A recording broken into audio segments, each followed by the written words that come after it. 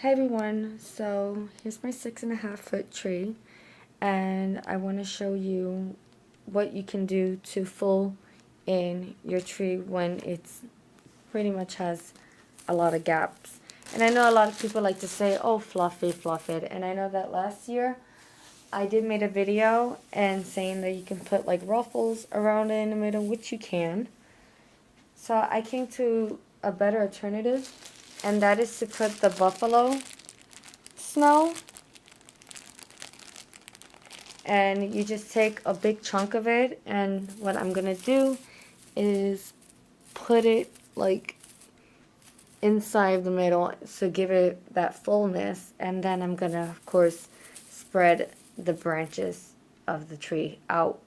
So I think this is way much better than the video that I did last year, and I know it's gonna look a lot better. And then after that, when I do that, I'm gonna add the ruffles around it, but inside, to give it more like snowy. I hope that makes sense. So yeah, you're gonna see how it looks, okay?